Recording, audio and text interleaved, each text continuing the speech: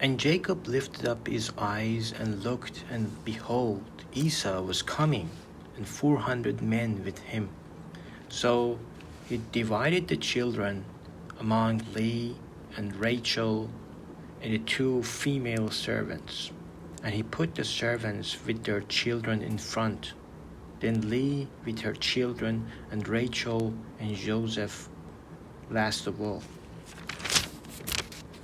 He himself went on before them, bowing himself on the ground 7 times until he came near to his brother. But Esau ran to meet him and embraced him and fell on his neck and kissed him, and they wept. And when Esau lifted up his eyes and saw the woman and children, he said, "Who are these with you?" Jacob said, "The children whom God has graciously given your servant." Then the servants drew near, they and their children, and bowed down. Leah likewise and her children drew near and bowed down, and last Joseph and Rachel drew near, and they bowed down. Esau said, "What do you mean by all this company, what I met?" Jacob answered, "To find favor in the sight of my Lord." But Esau said, "I have enough, my brother. Keep what you have for yourself." Jacob said, "No, please. If I have found favor in your sight, then accept my present from my hand. For I have seen your face, which is like seeing the face of God, and you have accepted me. Please accept my blessing that is brought to you, because God has dealt graciously with me. And because I have enough," thus he urged him, and he took it. Then Esau said, "Let us journey on our way, and I will go ahead of you." But Jacob said to him, "My Lord knows that the children are frail, and that the nursing flocks and herds are a care to me. If they are driven hard for one day, all the flocks will die. Let my Lord pass on ahead of his servant, and I will lead on slowly at the pace of the livestock that are ahead of me, and at the pace of the children, until I come to my Lord in Seir." So Esau said, "Let me leave with you some of the people who are with me." But he said, "What need is there? Let me find favor in the sight of my Lord." So Esau returned that day on his way to Seir. But Jacob journeyed to Succoth and built himself a house and made booths for his livestock. Therefore the name of the place is called Succoth. And Jacob came safely to the city of Shechem, which is the land of Canaan, on his way from Paddan Aram, and he camped before the city. And from the sons of Hamor, Shechem's father, he bought for 100 pieces of money the piece of land on which he had pitched his tent. There he erected an altar and called it El Elohe Israel. Now Dinah, the daughter of Leah, whom she had borne to Jacob, went out to see the woman of the land.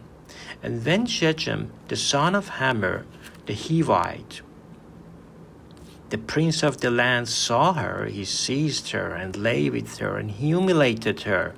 And his soul was drawn to Dinah, the daughter of Jacob. He loved the young woman and spoke tenderly to her. So Shechem spoke to his father Hamor, saying, "Get me this girl for my wife." Now Jacob heard that he had defiled his daughter Dinah, but his sons were with his livestock in the field, so Jacob held his peace until they came. And Hamor, the father of Shechem, went out to Jacob to speak with him. The sons of Jacob had come in from the field as soon as they heard of it, and the men were indignant and very angry, because he had done an outrageous thing in Israel by lying with Jacob's daughter, for such a thing must not be done. But Hamor spoke with them, saying, The soul of my son Shechem longs for you, for your daughter. Please give her to him to be his wife. Make marriages with us. Give your daughters to us, and take our daughters for yourselves. You shall dwell with us, and the land shall be open to you. Dwell and trade in it, and get property in it. Shechem also said to her father and to her brothers, Let me find favor in your eyes, and whatever you say to me I will give. Ask me for as great as a bride price in gift as you will, and I will give whatever you say to me. Only give me the young woman to be my wife. The sons of Jacob answered Shechem and his father Hamor deceitfully, because he had defiled their sister Dinah. They said to him, We cannot do the thing to give our sister to one who is uncircumcised, for that would be a disgrace to us. Only on this condition will we agree with you, that you will become as we are by every male among you being circumcised. Then we will give our daughters to you, and we will take your daughters to ourselves, and we will dwell with you and become one people. But if you will not listen to us and be circumcised, then we will take your daughter, and we will be gone. Their words pleased Hamor and Hamor's son Shechem. And the young man did not delay to do the thing, because he delighted in Jacob's daughter. Now he was the most honored of all father's house. So Hamor and his son Shechem came to the gate of their city and spoke to the men of their city, saying, These men are at peace with us.